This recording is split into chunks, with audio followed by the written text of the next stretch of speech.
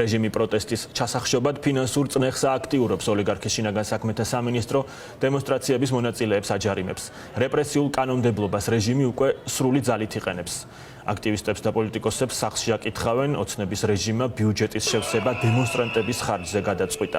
ნუცა ბახუტაშვილი აგრძელებს თემაზე საუბარს ფორმულას პირდაპირ ეთერში. Лука, Тазо Дацунашвили, Леван, Лаша Парулава, Нодар Чачанидзе, Паата Бурчуладзе, Нино Катамадзе, Эси Мадамიანების არასრული ჩამონათვალია, რომლებიც გომელაურის უწყებამ 5,000 ლარით გუშინ დააჯარიმა. ამ ადამიანებთან ერთად გომელაურის უწყება აჯარიმებს მოქალაქეებსაც სისტემურად. მას შემდეგ, რაც ადმინისტრაციულ სამართალდარღვევათა კოდექსში შევიდა 7 თებერვალს ცვლილებები, ადმინისტრაციულ სამართალდარღვევათა ნაწილი პირდაპირ შინაგან საქმეთა სამინისტროს მიერ განსჯადი გახდა, რაც ნიშნავს იმას, რომ ეს საქმეები სასამართლოში განხილვის გარეშე წყდება და იწერება ჯარიმები პირდაპირ პოლიციის მიერ.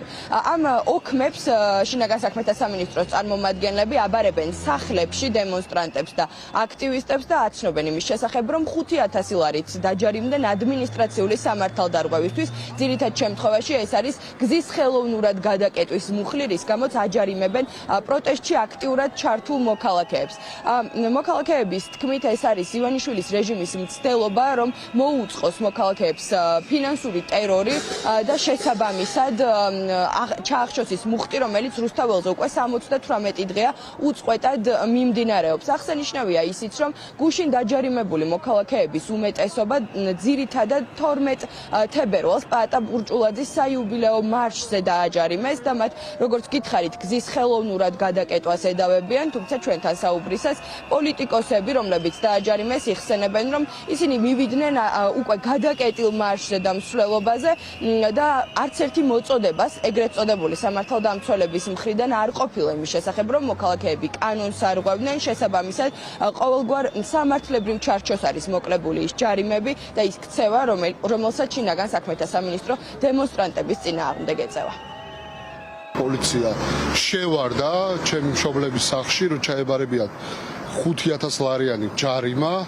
ცხადია, კარგად იციან საცხოვრობ, ყოველდღიურად გვისმენენ, გვითვალთვალებენ, თუმცა ეს ხო გამიზნული, მიზანმიმართული ქმედება წითელი ტერორის მოსაწყობად, ფსიქოლოგიური ტერორის მოსაწყობად და ფინანსური ტერორის სახეზეა ხო 5,000 ლარიანი ჯარიმები.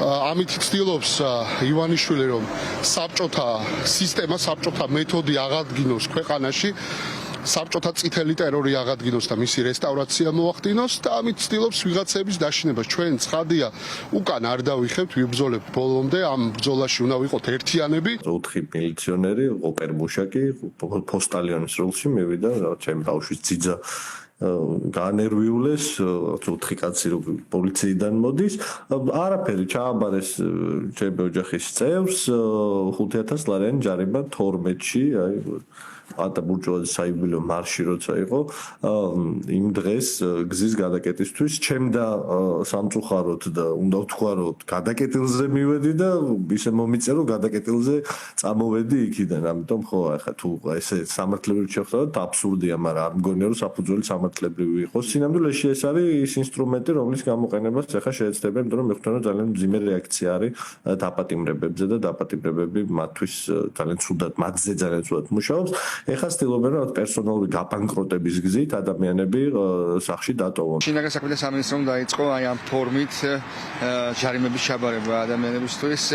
ჩვენ ხედავთ, რომ გაიჭედა სისტემა, ფიზიკურად ვეღარ უძლებს ამდენ დაჯარიმებას და ასეთ რეპრესიულ კანონმდებლობას, რაც ეხა ეს რეჟიმი ახორციელებს და სასამართლოში ვეღარ ტარდება ფიზიკურად პროცესები, რომელსაც ადმინისტრაციული მიმართულებით დაჯარიმებების მიმართულებით.